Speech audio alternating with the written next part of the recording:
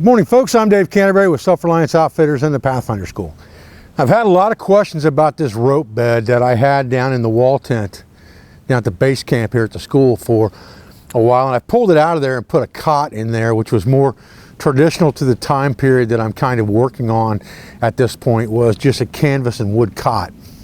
But the rope bed is something that was utilized throughout America from the 16th to at least the mid to late 18th century. And they did change a little bit and went to a canvas style mattress that was actually grommeted, had hand sewn grommets around the canvas, and it was lashed then to another piece of canvas with grommets in the bed boards themselves to make a springy type mattress configuration that was a little bit easier to mess with and easier to repair, replace, and service than the ropes were. But rope beds were very common, even still into the 20th century, in areas of the Appalachians, in rural areas of the Appalachians. And I want to show you how these things work, a couple tools that you need to put them together, and I also want to show you a way that you can do it by yourself if you have to, because generally speaking, the original rope beds took at least 2 people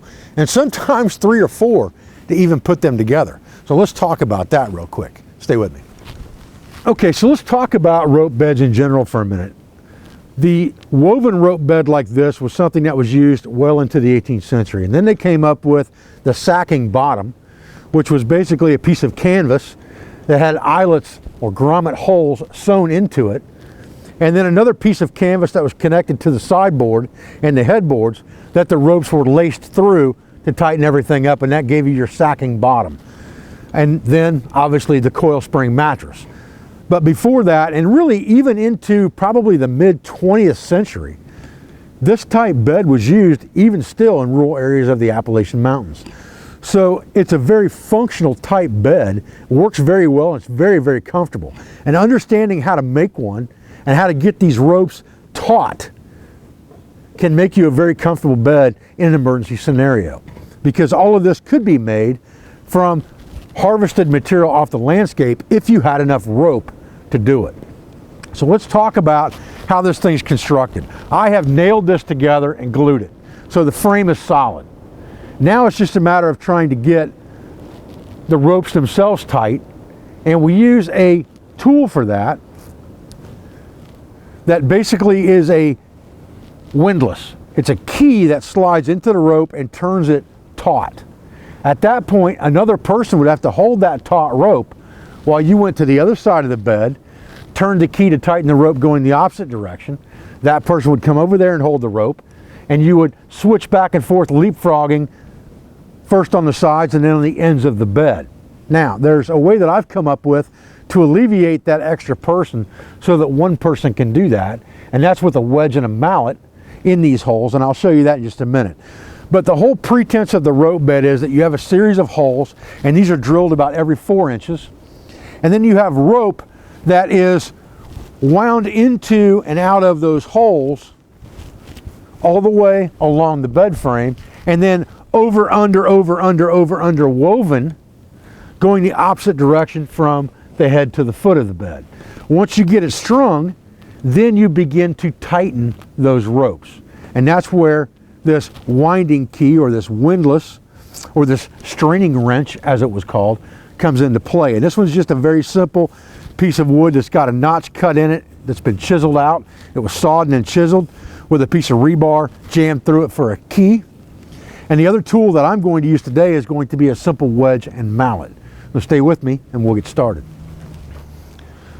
Okay, so with this rope bed, what we've done is we've taken, and again, we've drilled holes, and these are 3/4 inch holes, every 4 inches along the frame, all the way around the outside, basically. And we started in one area, and we've tied the rope off right here in a 1/2 hitch, and then we wove it in and out, back and forth, and then over, under on the ropes that go from the headboard to the footboard. Once you get that done, then you need to tighten everything up, and you generally need someone to chase those ropes, and I'll show you what that means. All right, so once you've woven your ropes into the bed, you're going to need to tighten them up with the straining wrench.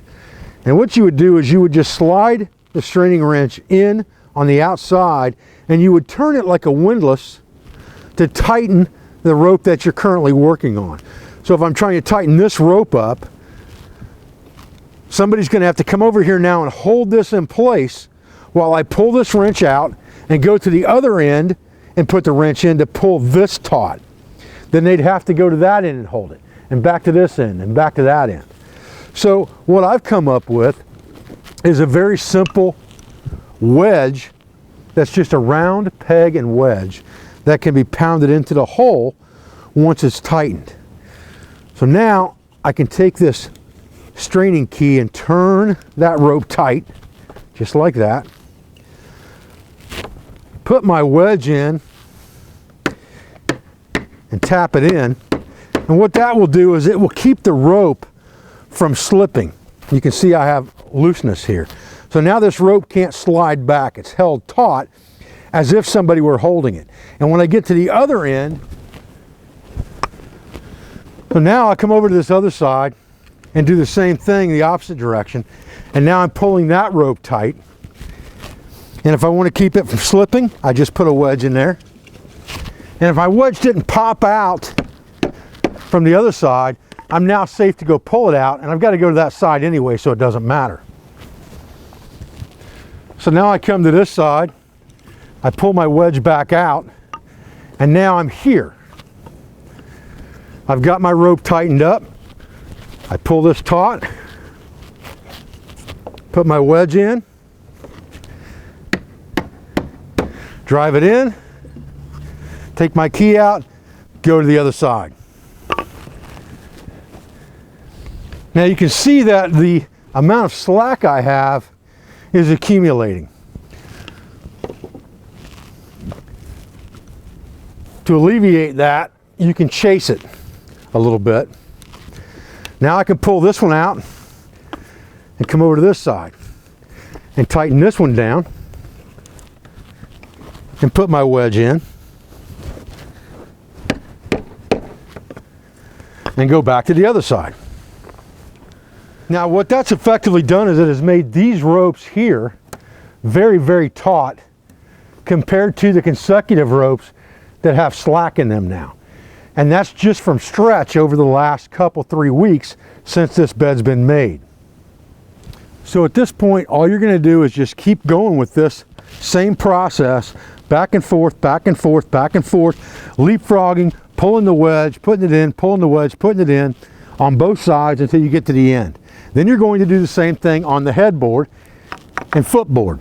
When you get that done, you'll have a nice tight bed that you'll be able to lay down in, and it will be very comfortable. Now what they did with this is they would use what was called a tick mattress oftentimes, which was nothing more than pillow ticking or linen material that was sewn into an envelope the same size as the bed, and it would be stuffed with hay or goose down or flax or something like that, that was a byproduct of something else that gave them loft and insulation, and that would be the mattress on this bed. But you could also just lay wool blankets on top of this thing and it sleeps fantastic. So this is just another tool that you can put in your toolbox. It's a very simple build. It's a very simple process. You just need a couple tools, and they can all be made off the landscape if they had to be, with very simple tools like a chisel, a saw, and things of that nature. But you could probably get away with cutting this out with a knife and a saw as well. So the tools are not difficult to make to create this bed, but the longevity of something like this is very good, especially in an environment where you're in a fixed or more permanent camp. This is not something you're going to carry with you, obviously. It's something that you're going to have in a more permanent location. But understanding those type skills is just as important as understanding the shorter term skills. All right, folks, well, I'm Dave Canterbury with Self-Reliance Outfitters in the Pathfinder School. I appreciate you joining me today for this quick video on how to construct and tighten a rope bed. It's a pretty simple process. The key element is tightening the ropes and understanding how to do that.